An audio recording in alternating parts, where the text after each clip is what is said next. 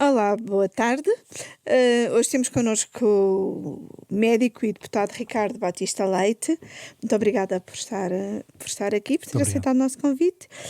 Tem sido uma presença constante como representante do PSD nas reuniões sobre a Covid-19 que foram decorrendo no Infarmed. Aquelas reuniões, afinal, eram úteis ou não eram? Obrigado mais pelo convite à Rádio Renascença, cumprimentando todos os espectadores e dizer que as reuniões do Infarmed, no momento em que foram criadas, digamos assim, por parte do Governo, surgiram até na sequência de vários apelos de vários partidos, entre os quais o PSD, para haver uma articulação entre o poder político, os especialistas, no sentido de poder ajudar na tomada de decisão.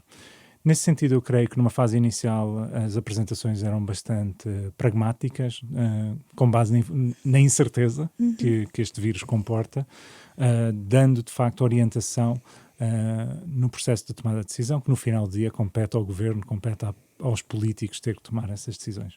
O que se tem verificado de facto nas últimas reuniões é que, por um lado, o secretismo, pelo facto de ser à porta fechada, tem dado origem a um conjunto de interpretações externas que gera incerteza e contra-informação que é prejudicial no momento em que nós precisamos de clareza na informação sobre a pandemia. E, por outro lado, começou-se a gerar um sentimento nas próprias reuniões de que não havia uma articulação entre as múltiplas apresentações que eram feitas, diminuindo, diria, a utilidade no apoio à decisão. E depois havia, de facto, começaram a surgir várias tentativas de utilização política até na fase das perguntas por parte dos representantes partidários, e nesse sentido esse conjunto de fatores levaram a que o PSD apresentasse um requerimento para que pudéssemos ouvir 15 em 15 dias entre a Comissão de Acompanhamento que já existe e a Comissão de Saúde, pudéssemos ouvir os especialistas e os representantes que o Governo entendesse, pudéssemos ouvir no Parlamento essas pessoas a partir da nova A Comissão sessão. de Acompanhamento já existe, mas ainda não tem grande atividade. Aquilo que está previsto é ter início na próxima sessão, portanto a partir de setembro. E a ideia seria reunirmos com os especialistas 15 em 15 dias, infelizmente com o voto contra hoje, precisamente do Partido Socialista e do Partido Comunista, apesar do voto favorável dos demais partidos, esta ideia foi chumbada. E, portanto, neste momento, continuamos, o Primeiro-Ministro diz que vai continuar a fazer reuniões em Infarmed. Eu acho que é prejudicial fazermos estas reuniões à porta fechada, porque neste momento nós precisamos de dar informação clara aos portugueses. Aquilo que estes modelos têm dado origem é muita controvérsia e pouco impacto naquilo que importa, que é garantir que os portugueses saibam o que fazer, quando fazer, para que todos juntos possamos combater a Covid-19. Já disse que não, sobretudo nos últimos tempos, notava-se que não havia ali articulação entre os especialistas. Sentia que aquelas reuniões, ou melhor, sentia que era possível tomar decisões políticas com base naquelas reuniões? A informação que nos era dada não tinha um nível de detalhe que me permitiria a mim, se eu tivesse que decidir o que fazer numa determinada freguesia ou concelho. E, portanto, daquilo que vislumbramos é que mais informação mais detalhada estaria disponível para o Governo, e quero acreditar que sim, para suportar o processo de decisão. Como sabe, o Governo, nomeadamente o seu Primeiro-Ministro, foi chamando os partidos para tomar as decisões difíceis até final de abril. Depois, a curva da pandemia em Portugal parecia estar a melhorar e os partidos foram dispensados e o Governo assumiu a totalidade das responsabilidades das decisões a partir do início do confinamento. E desde então nunca mais os partidos foram chamados para discutir políticas públicas em relação ao confinamento, ao desconfinamento ou outras políticas relacionadas com a Covid-19. E, portanto, eu quero supor que o Governo tenha acesso a esses dados. Creio que, como deputados da Assembleia da República, também deveríamos ter acesso a esses dados, mas, infelizmente, não temos. E hoje um funcionário público na Direção-Geral da Saúde tem acesso a mais informação do que um deputado eleito na Assembleia da República. Ora, isso parece-me que contradiz aquilo que deveria ser o normal funcionamento das instituições. O acesso aos dados foi sempre aqui uma questão muito problemática ao longo de todo este processo. E foi de tal forma que, a dada altura, o próprio governo, num dos decretos, estabelece que os dados devem ser dispensados, pelo menos, às autoridades científicas e académicas. Alguma vez, através, por exemplo, da Universidade Católica, conseguiu ter acesso aos dados que pediu? Daquilo que eu sei, várias entidades universitárias, incluindo a Universidade Católica, onde também tenho responsabilidades, fizeram pedidos e foram negados. Nunca nos foi cedido. Aliás, tenho registros na ordem de centenas de casos de universidades para potenciais estudos ou acompanhamento da epidemia, em que essa informação não foi dispensada pelo governo, por razões que só o governo poderá explicar, mas que me parece prejudicar mais uma vez este esforço nacional. É como eu digo, nós vivemos estamos a viver uma pandemia que comporta enorme grau de incerteza. O conhecimento coletivo, a informação é a única vacina que nós temos. E nesse sentido, se tivermos um conjunto de personalidades, sejam académicos, sejam jornalistas, sejam os portugueses em geral, a terem acesso a essa informação, todos podemos contribuir. Por outro lado, todos podemos ter uma melhor noção da gravidade da situação, o que é que funciona e o que é que não funciona. E da evolução da epidemia. E, agora, isto, tal como em vários aspectos do funcionamento do Estado, eu creio que a pandemia está a colocar uma lupa sobre muitas fragilidades das instituições públicas. E, na realidade, aquilo que nós estamos a ver é que a Direção-Geral da Saúde também tem as suas fragilidades, assim como o Ministério da Saúde e o Serviço Nacional de Saúde, e que ficaram mais expostas, mais visíveis com esta pandemia, e esperemos que no futuro sirvam de facto de lições para podermos melhorar o funcionamento dessas instituições. E em que é que acha que essas fragilidades têm manifestado mais? Ou seja, temos tido mais problemas ou mais falhas de direção política ou de competência das autoridades sanitárias? Bom, eu sinceramente acho que neste momento o foco tem de ser em resolvermos a epidemia e conseguirmos olhar para o futuro. E nesse sentido, nós precisamos de informação para apoiar essas decisões políticas e temos que aplicar aquilo que nós sabemos que funciona no resto do mundo.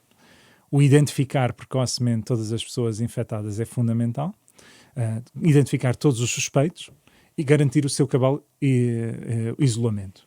Assim como controlar as entradas no nosso país, e a questão dos aeroportos e dos portos marítimos é uma questão fundamental. Tem insistido muito na questão dos aeroportos. E é uma questão incompreensível como é que algo tão simples tem sido primeiro atrasado, ainda estamos numa fase de indefinição, como neste momento continuamos a não ter um total controle desses pontos de entrada. Mas dito isto, há aqui problemas estruturais que para o futuro, perante futuras pandemias que são inevitáveis no mundo globalizado, nós vamos ter que trabalhar, quer a nível nacional, quer a nível global. A nível nacional parece-me que hoje é consensual que a Direção-Geral de Saúde, como existe, não consegue cumprir a missão de prevenção e resposta perante emergências ou ameaças biológicas e terroristas. E nesse sentido, nós precisamos de repensar o nosso modelo de funcionamento. Eu creio que, por um lado, a questão da informação, dos dados, é um aspecto, e nesse sentido, a meu ver, haveria aqui uma oportunidade para criarmos eventualmente uma entidade que possa ficar responsável exclusivamente pela gestão de dados em saúde. Por um lado, ajudaria na questão da vigilância epidemiológica, mas por outro lado, ajudaria na própria gestão do Serviço Nacional de Saúde, para podermos evoluir de um Serviço Nacional que está focado na doença para estarmos orientados para novos modelos de financiamento com base nos resultados em saúde. Para isso precisamos de dados, até para tornarmos o país mais capaz de responder no que diz respeito aos ensaios clínicos.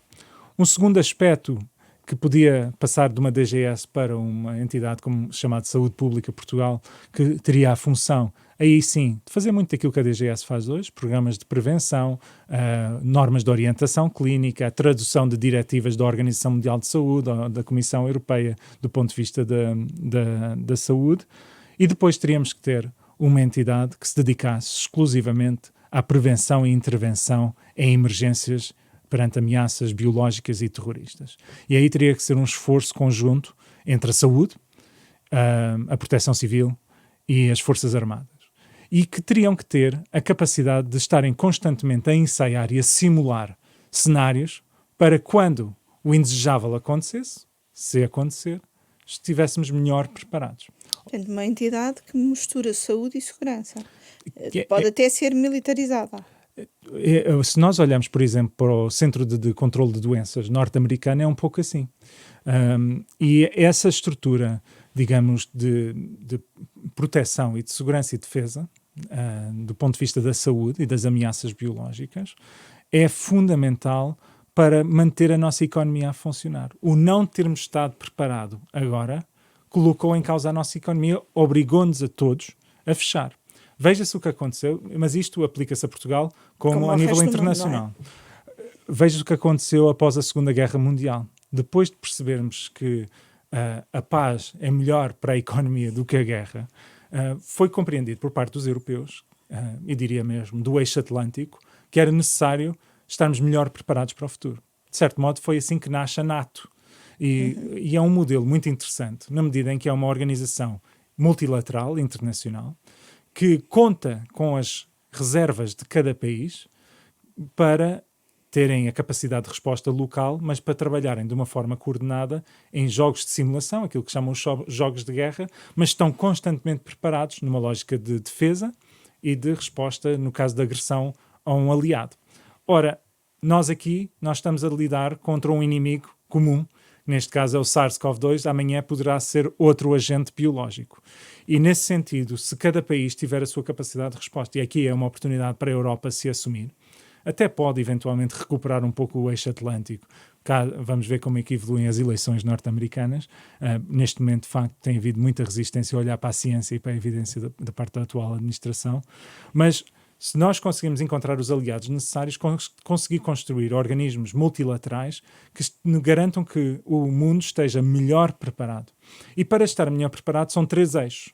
Um eixo é o eixo diplomático, que é aquilo que, no fundo, a Organização Mundial de Saúde faz, na medida em que faz o trabalho diplomático / técnico de recomendações, mas também falta depois o lado da intervenção, que pode ser militarizado ou não, mas que é a capacidade de resposta no terreno e que permite, e que só é possível fazer se tivermos de facto cada país comprometido. É um investimento significativo, é verdade, mas é um investimento... Está a falar de uma estrutura que pode passar anos e anos em jogos de saúde, entre aspas, sem ser necessário atuar, não é? A questão é mesmo essa. E se nunca tiver que atuar, é um sinal do seu sucesso, porque terá um papel também de prevenção. Mas se algum dia tiver que intervir, não tenhamos dúvidas que estará muito melhor preparado do que um organismo que não tem essa capacidade de resposta hoje, que é o caso do dispositivo de saúde pública em Portugal, que teve que se ir adaptando. Repare, nós temos uma série de situações, até nas questões mais básicas da saúde pública, em que os responsáveis de saúde pública locais, as chamadas autoridades de saúde locais, respondem perante direções clínicas, quando deveriam estar completamente separados e ter uma ação própria. E, portanto, temos outra questão que tem sido apontada como um dos problemas em Lisboa, até por um colega seu de partido, o presidente do Sindicato Independente dos Médicos, Roque da Cunha, que é: temos nomeações políticas ao nível das administrações regionais de saúde que não garantirão a competência necessária para lidar com esta situação. Acha que um dos problemas também são as nomeações políticas? Aquilo que eu acho que tem que acontecer, seja na saúde pública, seja nos vários organismos de Estado, é termos os melhores e os mais capacitados para podermos garantir uma resposta eficaz. E, nesse sentido, tem que se encontrar mecanismos para tal. E, portanto, neste momento, sinto que faltam meios e faltam recursos humanos capacitados. E quando nós olhamos para o Orçamento de Estado suplementar, que prevê 700 mil euros para a saúde pública, nós percebemos que ninguém está a levar isto a sério. Não chega, nem de perto nem de longe, para fazer esta reforma que é necessária para nos prepararmos em relação ao futuro. E, portanto, aquilo que se deixa aqui, que tenho procurado também a título a título político e académico, deixar muito claro é que nós precisamos de repensar o nosso dispositivo de saúde pública, porque a nossa economia, quer nacional, quer europeia, quer global, não pode voltar a fechar como fechou. Não aguentamos. O cataclismo social que se está a montar neste momento é de tal forma gigantesco que vai ter um efeito em réplica depois desta pandemia, ou no decorrer da mesma, que nos vai levar eventualmente gerações a ultrapassar por completo. E, portanto, o mundo tem que perceber, tal como percebeu a seguir às grandes guerras, que precisava de apostar na segurança e defesa, temos que perceber que este é o momento de apostar na saúde. O que é que ainda não sabemos sobre o comportamento deste vírus que está a dificultar a forma de atuar? Bom, se calhar também olhar para o lado positivo. Já aprendemos alguma coisa, no sentido em que... Então vamos por partes. O que é que já aprendemos e depois o que é que ainda não sabemos? Nós, há 6 meses atrás, desconhecíamos por completo este vírus. Hoje já sabemos como, por exemplo, tratar melhor os casos mais graves, do ponto de vista da ventilação. Temos alguma medicação para os doentes ventilados, temos alguma medicação para os doentes pré-ventilados. Ou seja, é expectável que a mortalidade, como aliás se vai vendo a todo mundo, vá diminuindo devagarinho à medida que vamos aprendendo. O que é que nós não sabemos? Por um lado, do ponto de vista do sistema imunitário, como é que este vírus funciona, porque aquilo que nós vemos é que nós temos 2 níveis de imunidade no fundo, mas parece que essa imunidade tem pouca durabilidade no tempo e, portanto, depois da pessoa infectada, não é certo que a pessoa não é reinfetada novamente. Embora depois começam a surgir outros estudos que nos levantam que pode haver aqui algum nível de proteção e, portanto, diria que a questão da imunidade é um aspecto que desconhecemos. A questão das vacinas, que ainda não estão desenvolvidas e que estão intrinsecamente ligadas com a questão da imunidade, embora comecem a surgir notícias positivas nesse campo, estamos de facto a investir recursos como nunca foi investido em nenhuma área da ciência, portanto, vamos ver se... Sim, isto é um delírio, entre aspas, para os investigadores, não é? Este momento, com todo este desconhecido e, ao mesmo tempo, toda a capacidade de comunicar e transmitir dados e dar, no fundo, todo o mundo aqui à descoberta, é uma situação, de um ponto de vista científico, única. Única e daí que seja compreensível que organizações, desde a DGS à Organização Mundial de Saúde, ao longo deste período, seja fácil identificar uma série de aquilo que possa parecer de contradições, que muitas vezes também são fruto da incerteza relacionado com aquilo que é a SARS-CoV-2 e a Covid-19. E, portanto, estamos a aprender à medida que estamos a andar. Mas o tempo da ciência não é o tempo da política. E isto é um problema, porque dependemos dos políticos para tomar as decisões acertadas. E isto é um desafio porque a ciência é muito mais lenta. Nós gostaríamos todos, e a ideia de que basta injetar vários milhares de milhões de euros num estudo para fazer uma vacina e a vacina sai do outro lado, não é assim. Temos que fazer os ensaios em humanos, temos de garantir a segurança e eficácia da vacina. E isso demora tempo. É evidente que estamos a conseguir reduzir aquilo que demoraríamos 6 anos em 6 meses, mas são 6 meses. E, portanto, vamos ver o que é que acontece, mas eu diria que a questão da vacina é outro aspecto. A questão do tratamento, ainda não temos uma cura, não temos um tratamento verdadeiramente eficaz para os casos mais ligeiros. A questão dos testes continua a evoluir, continuamos a não ter testes 100% fiáveis. Também ainda há dúvidas sobre as sequelas, não é? As sequelas parecem cada vez mais evidentes, que sequelas pulmonares e do sistema nervoso central podem surgir, em alguns casos, particularmente nos mais graves, mas também aí há graus de incerteza, e há muito mais de que não estamos a identificar hoje e que vai surgir. E, portanto, isto exige uma monitorização constante, aquilo que a Organização Mundial de Saúde dizia recentemente, que de facto estamos perante o inimigo público número 1, na medida em que compromete o funcionamento do sistema de saúde e o funcionamento da economia com consequências devastadoras sociais, é absolutamente verdade.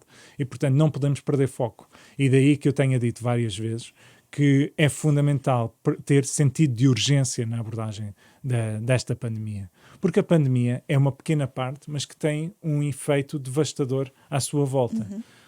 Veja-se só na saúde. o número de consultas canceladas. Estamos a falar, só nestes 3 meses foram mais de 3 milhões de consultas nos cuidados primários, dos médicos de família cancelados. Quando nós olhamos para mais de 100 mil cirurgias canceladas. Ou seja, isto, um dado que eu que li do Rui Nogueira da Associação dos Médicos de Família, que dizia que 15 mil diagnósticos de cancro não foram realizados, quando comparado com o período homólogo. Os efeitos devastadores que isto tem no longo prazo. E depois, se somarmos a isto os efeitos na economia, se pensarmos que vamos terminar em breve, aparentemente, vamos ver se o Governo toma alguma decisão sobre a questão do layoff. Portanto, as empresas poderem potencialmente ser forçadas a empurrar pessoas do layoff para o desemprego. A questão das moratórias dos bancos sobre o crédito à habitação a terminar. Com aquilo que já se verifica no terreno, tenho visitado bancos alimentares, associações de apoio aos sem-abrigo, todos estão a ter um aumento, crescimento, agora aí sim exponencial de procura, só nos últimos 3 meses. E estamos apenas no início daquilo que é esta crise. E, portanto, todos têm que perceber, para a economia funcionar, é preciso que a saúde seja resolvida. E sem a economia funcionar, as consequências sociais só podem ser cada vez piores. E, portanto, temos que resolver a questão da saúde e temos que ter sentido de urgência nessa resolução. Voltando aqui um bocadinho atrás da nossa conversa, disse que o requerimento que o PSD tinha colocado para haver reuniões quinzenais no Parlamento foi rejeitado. Também disse que não está a haver acesso a dados. Como é que se resolve esta informação? Bom, a Ministra, a semana passada, disse que passariam a enviar uns relatórios para o Parlamento.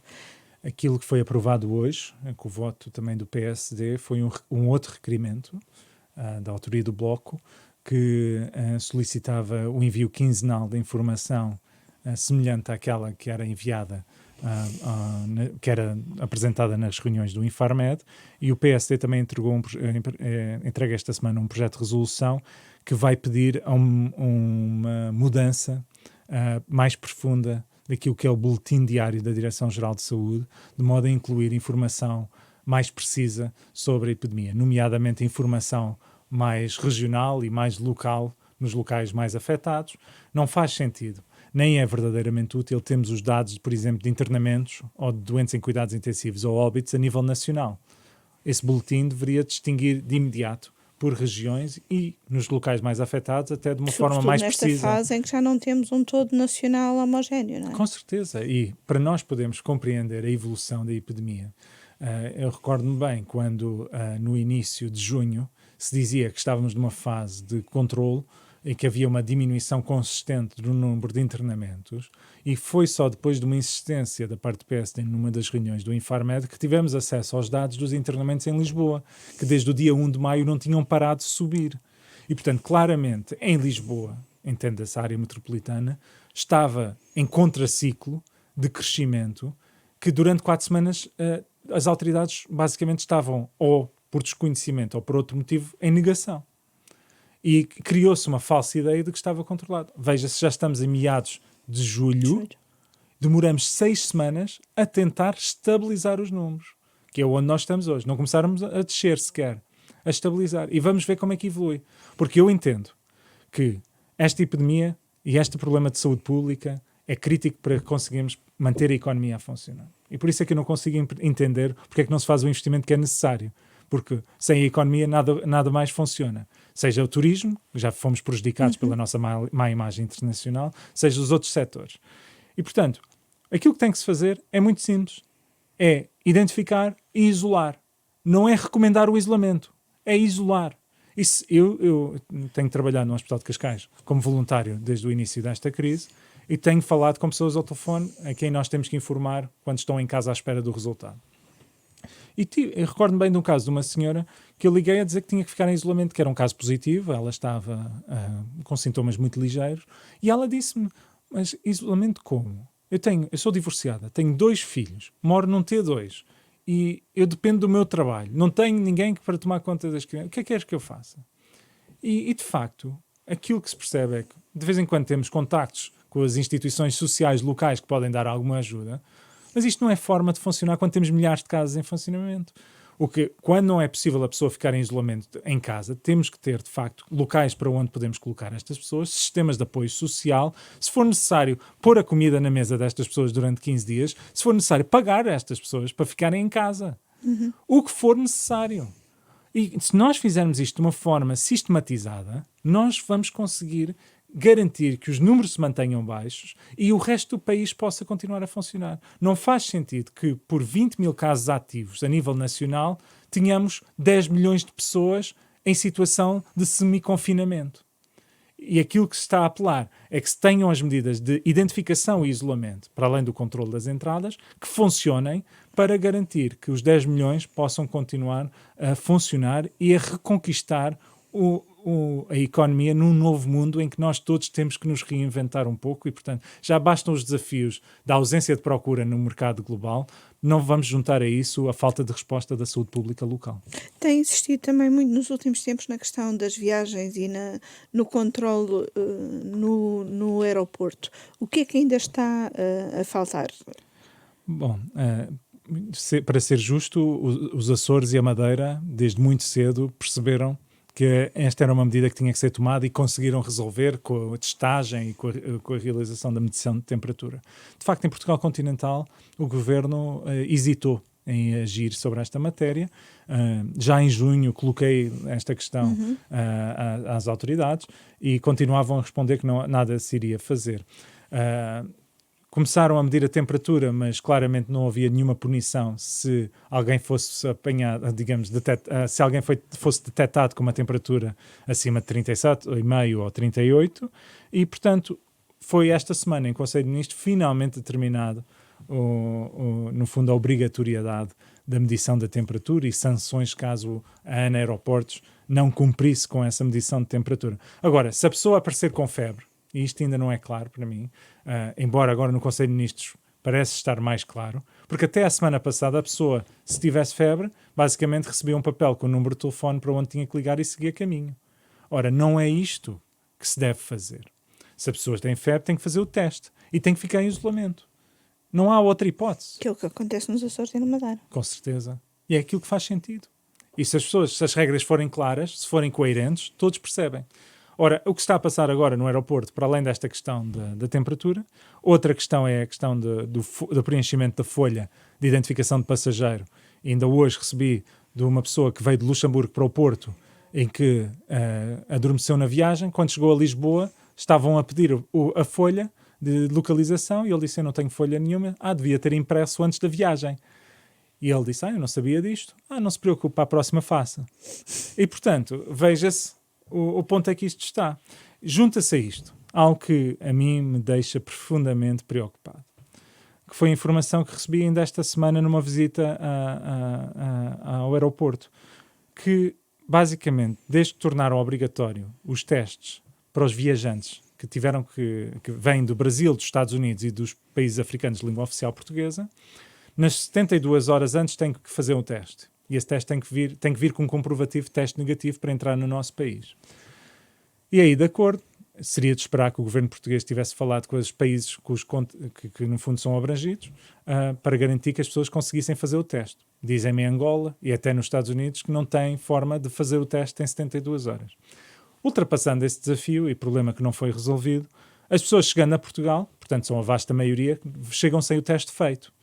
E o que acontece é que até esta passada, desde o último até o último Conselho de Ministros, havia uma multa de 1.000 euros que as linhas aéreas tinham que pagar por cada passageiro que chegasse, ou seja, que eles autorizaram a embarcar sem o teste feito. E essa verba, basicamente, é para ser entregue via ANAC à empresa privada que gera os aeroportos. Ora, imagine-se, como no início desta semana, chegaram 3 voos de 3 destinos destes, com 300 pessoas em cada um deles. São 900 pessoas. Estamos a falar de quase 1 milhão de euros em multas, pagas por uma empresa pública, que é a TAP, onde por acaso nós injetamos 1.000 milhões de euros dos nossos impostos, para agora pagarmos milhões de euros ao longo do verão a uma empresa privada que gera aeroportos. Ora, há algo aqui que não bate certo. E as multas foram agora aumentadas no último Conselho de Ministros, de 500 a 2.000 euros por cada passageiro que chega sem o teste feito. E, portanto, como o Governo ainda vai a tempo porque o comunicado do Conselho de Ministros é muito genérico. Vai ter agora que detalhar os termos em que vai ser executado. Ainda vai a tempo de corrigir isto. Porque se é para pagar 1.000 euros para a ANA Aeroportos fazer um teste, cujo custo é muito mais baixo, a minha sugestão é que ponham médicos do Serviço Nacional de Saúde no aeroporto de Lisboa e do Porto e do Algarve a fazer os testes e que se paguem esses 1.000 euros por passageiro ao SNS. Porque esse dinheiro faz muita falta para a contratação de pessoas que vamos precisar. Porque ainda agora estive a ver os números, em termos de médicos de família, por exemplo, Portugal, neste momento, desde o ano passado até agora, aumentou mais 110 mil portugueses que não têm médico de família e, portanto, neste momento estamos a caminhar rapidamente para 1 milhão de portugueses sem médico de família, são 800 e tal já neste momento. Nas últimas semanas temos tido esta atenção centrada em Lisboa e o Ricardo já disse mais do que uma vez que se falharmos em Lisboa estamos a falhar ao país. Que avaliação é que faz da intervenção do Presidente da Câmara de Lisboa e Presidente da área metropolitana? Bom, a área metropolitana como um todo é que tem que ser vista no âmbito da resposta. E nesse sentido, eu creio que os presidentes de Câmara demoraram, de um modo geral, a responder nos concelhos mais afetados. Aquilo que nós vimos é que a resposta local é muito importante. Eu venho, por exemplo, no Conselho de Cascais, onde nós temos visto uma ação muito proativa da parte do Presidente de Câmara, e esse poder local é muito importante. Eu creio que os presidentes de Câmara na área metropolitana norte dos concelhos mais afetados, acabaram por ser mais lentos a reagir, fruto de falta de informação, para lhes fazer também alguma justiça. E aquilo que nós víamos é que a informação que era oficial não batia certo com aquilo que era a informação que era real do terreno. E, portanto, houve aqui algum atraso, alguma dificuldade na resposta, e isso, de certo modo, comprometeu a nossa capacidade de podermos intervir. É o que eu digo. Durante um mês de maio criou-se a narrativa de que estava tudo bem, quando não estava. Estava em crescendo um fenómeno com epicentro na região de Lisboa, nestes concelhos, e que evoluiu ao longo de junho. Entretanto, as câmaras perceberam, o próprio governo percebeu que tinha que trabalhar com as câmaras, começaram a fazer aquelas equipas articuladas. Não consigo avaliar como é que a situação está agora verdadeiramente, porque os dados não são públicos. Eu desconheço o que é que se está a passar nas freguesias de Lisboa, por exemplo. Os vereadores na Câmara de Lisboa já questionaram a pedir esses números e continuam sem ter acesso aos dados por freguesia, que é um elemento fundamental num concelho com a dimensão de Lisboa, e o mesmo se aplica aos vários concelhos. E, portanto, apenas temos dados genéricos. Dos dados genéricos, parece que, pelo menos, travamos a subida de novos casos. Espero, sinceramente, que as palavras do secretário de Estado, Duarte Cordeiro, sejam verdade e que haja aqui uma inversão da tendência, mas, ao mesmo tempo, vejo que da parte do Governo não houve qualquer levantamento das medidas, nomeadamente do estado de calamidade, o que é um sinal de que reconhecem de que a situação não está controlada. Mas aquilo que eu digo, e volto a frisar, é que este tipo de medidas pontuais, de montar task forces por cada vez que há uma emergência local, não funciona no longo prazo. Vamos ter que lidar com este vírus durante meses, se não anos. E, portanto, nós temos é que sistematizar comportamentos.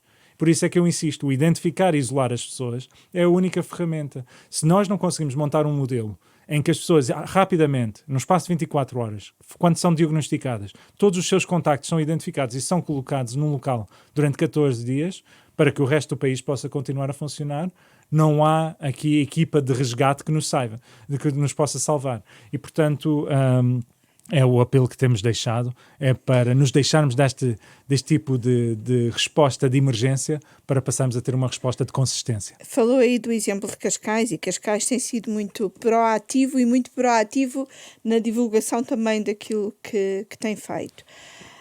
Não se trata aqui de uma questão de municípios ricos e municípios com menos meios também?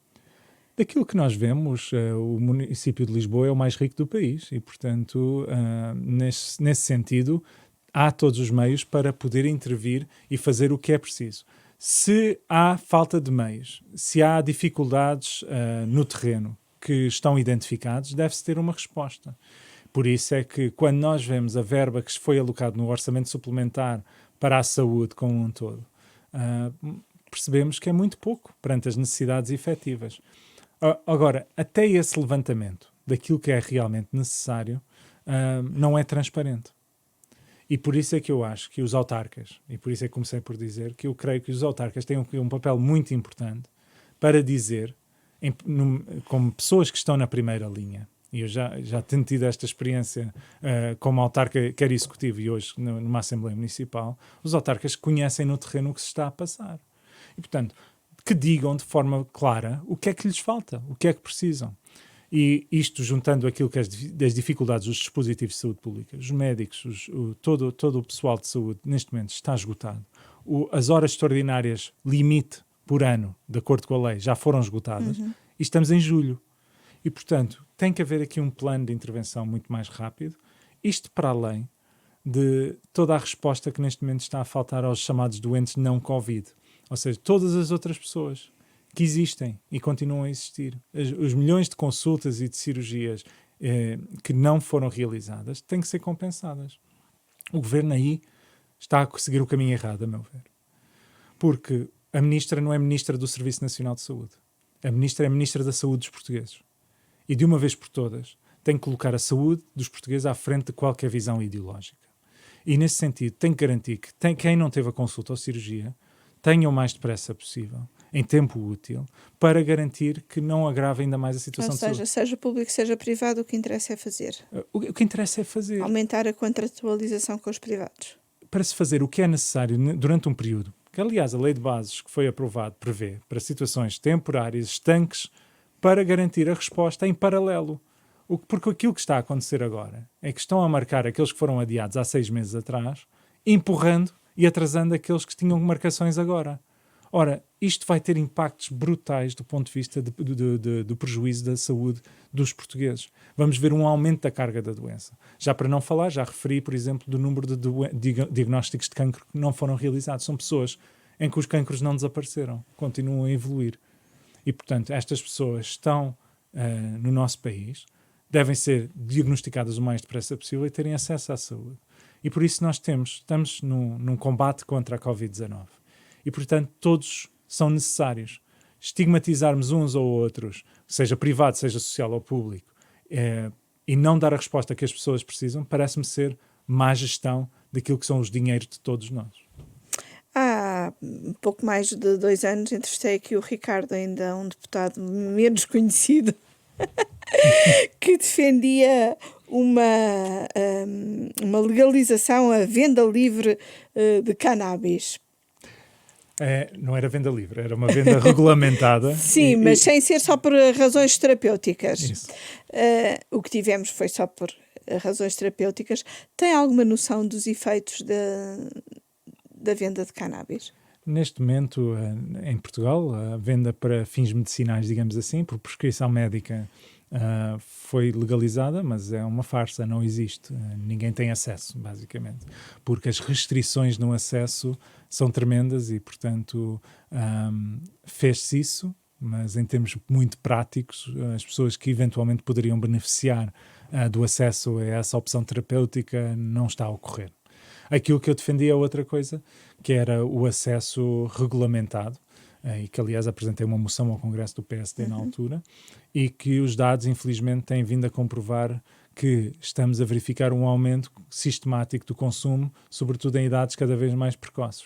E portanto estamos a verificar crianças com menos de 18 anos a consumirem produtos desta natureza do mercado negro. Não sabemos o que na realidade estão a consumir. Por via do mercado negro estão a ter acesso a outro tipo de produtos, estão a ter acesso a um mundo que lhes coloca objetivamente em risco, quando nós poderíamos ter, por via de um modelo regulamentado como propunhamos, uma abordagem que garantia uma política de dissuasão de consumos e proteção da saúde pública. Infelizmente, na altura, esse debate ficou por aí. Na altura foi um debate bastante alongado na esfera pública. Daquilo que eu antevejo é que quando a Covid-19, digamos, esperemos nós que possa acalmar e tornar-se menos central na nossa vida, é que alguns partidos já anunciaram, nomeadamente o Bloco de Esquerda já anunciou que é um tema que quer pegar. É um tema sobre o qual teremos que discutir. O modelo que tem sido proposto por esses partidos mais de extrema esquerda é um modelo um pouco mais radical, digamos assim, do ponto de vista da abertura para esse mercado. É uma discussão que eu creio que vale a pena ter no Parlamento para vermos, do ponto de vista de saúde pública, se é possível encontrar uma solução equilibrada. É um debate no qual pessoalmente estarei empenhado e depois terá que ser feita uma discussão interna no PSD, naturalmente.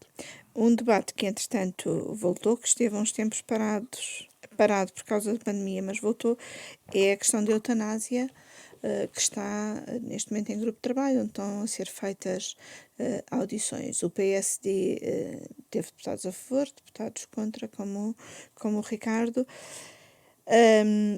Acha que a legalização da eutanásia já não é evitável?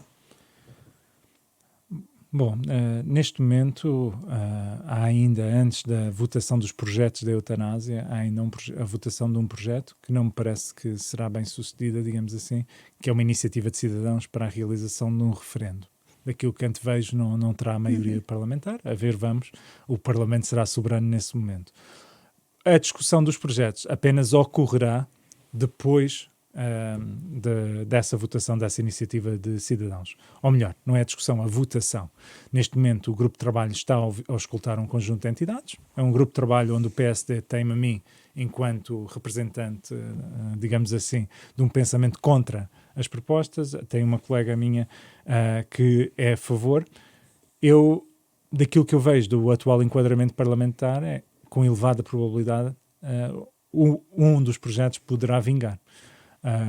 É algo que eu tenho sido contra pelas razões que nessa entrevista pude explanar, e que, quando olhamos para a evidência internacional de outros países, verificamos que se mantêm as tendências verificadas à época, ou seja, é de facto abrir uma porta do qual nunca mais se fecha. Mas é uma posição pessoal e o partido, neste momento, optou por dar uma liberdade absoluta de tomada de posição a todos os deputados e, portanto, vamos ver como é que evoluem os trabalhos, vamos continuar a auscultar as entidades e como é que evoluem as sensibilidades.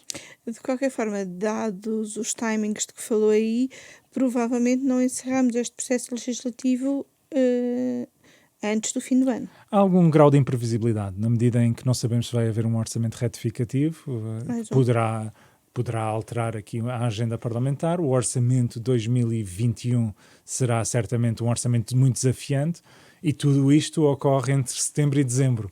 E, portanto, o tempo que sobra, mais a votação da iniciativa de cidadãos sobre o referendo, poderá, de facto, empurrar esta discussão, eventualmente para 2021 ou para final de 2020. Sinceramente, será mais por aí. Ao longo deste tempo de combate à pandemia e de orçamento suplementar, o PSD, sobretudo o líder do PSD, teve um discurso muito de o que é preciso é, neste momento, unirmos para sanar esta situação. Acha que é sustentável o maior partido da oposição continuar com este tipo de posição, ou acha que o PSD já perdeu espaço de oposição com as atitudes que tomou ao longo destes meses? Daquilo que nós vemos desta crise, e creio que não estar a ver mal, é que os portugueses, na sua vasta maioria, querem que o poder político encontre soluções para os problemas reais que estamos a viver. Estamos provavelmente a viver a maior crise de que há memória para a maior parte de nós. Uma crise que tem uma dimensão de incerteza brutal por via da pandemia Covid-19 e do desconhecimento em relação ao vírus que lhe causa, e perante as consequências económicas e sociais que não conseguimos vislumbrar. E, portanto, havia duas formas de lidar com isto. Ou era um papel de política partidária, de oposição, identificar todas as falhas, ou assumir que nesta fase teríamos que estar unidos contra um inimigo comum chamado SARS-CoV-2, chamado Covid-19, e marcharmos juntos. E identificar aquilo que são falhas, como fizemos ao longo desta entrevista, que têm que ser corrigidas para garantir uma melhor resposta perante a pandemia. Nós entendemos que é isso que o povo português espera do Partido Social Democrata enquanto maior. Responsável. É uma atitude de responsabilidade. acima de tudo, é a atitude pela nossa sobrevivência. Porque o PSD tem todo o interesse, naturalmente, em substituir-se ao Partido Socialista no governo, porque nós acreditamos que o nosso modelo de sociedade é mais correto, a nossa forma de governo será mais eficiente. Porém, neste momento, nós temos que estar unidos naquilo que é a nossa frente comum, que é contra o vírus, em nome do nosso país. E é isso que nós estamos a fazer. Sem deixar de identificar quando nós entendemos que o governo ou as entidades governamentais não estão a fazer o que é necessário ou o suficiente. E é aquilo que temos vindo a identificar. Há também canais informais, nomeadamente entre o líder do meu partido, o Dr. Rui Rio, e o próprio primeiro-ministro António Costa, fazendo chegar informação no sentido de tentar corrigir. Eu próprio assumi publicamente uma defesa do nosso país no estrangeiro quando foi a decisão dos britânicos. E, portanto, há que colocar, e esse é um dos primados de Francisco Sá Carneiro, o país acima de todos os outros interesses. E, portanto, nós, como sociais-democratas, não podemos fazer outra coisa. Se não o fizéssemos, não estaríamos a cumprir aquilo que é o nosso preceito histórico. E creio que estaríamos a não cumprir a nossa missão para com os cidadãos portugueses que confiaram em nós para estar na Assembleia da República. E quanto ao seu futuro político, o Ricardo tem aumentado a notoriedade, já se começa a falar de autárquicas. O que é que prefere, Cascais ou Lisboa? Bom, eu devo dizer que neste momento eu acordo, como já disse publicamente várias vezes, tenho acordado várias vezes à noite aflito com aquilo que estamos a viver e angustiado com a crise social que estou a assistir, infelizmente, nesses 2 concelhos e por esse país fora. E é algo que sinto que estamos apenas no início de um tsunami. Num tsunami, antes da onda, há a fase da formação da onda, em que a água vai recuando. E é nessa fase que nós estamos. Não é um momento, com toda a franqueza, Eunice, para estarmos a pensar em cargos políticos. Para além disso, a política, em momentos de crise, tem que ser focada nas soluções. Qualquer tipo de ambição neste momento deve ser canalizada para nós garantirmos a resposta à Covid-19. Eu anseio pelo dia em que os dias parecem ter 24 horas em vez de parecerem 3 meses, como é o momento neste momento. Anseio pelo dia em que a trica político-partidária possa voltar à agenda. Não é esse o momento agora. Neste momento, temos de estar absolutamente focados na resposta que o país precisa. Muito obrigada. Obrigado. A Hora da Verdade volta para a semana com outro convidado.